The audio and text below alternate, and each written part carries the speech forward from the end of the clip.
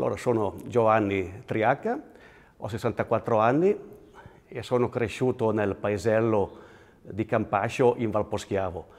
Una cosa simpatica, sono nato il 24 dicembre, alla vigilia di Natale, e questo ha fatto dire a mia mamma che le ho fatto il più bel regalo della sua vita, non perché fossi io il regalo, ma perché durante quel Natale non ha dovuto lavorare, è stata servita dal personale dell'ospedale.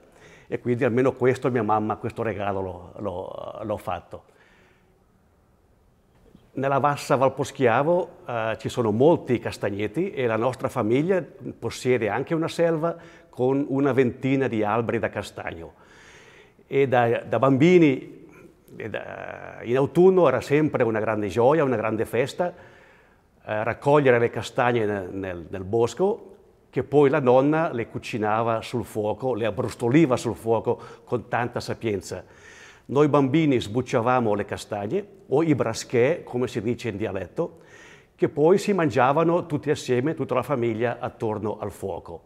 Ecco, questo per me era ed è sempre ancora casa patria.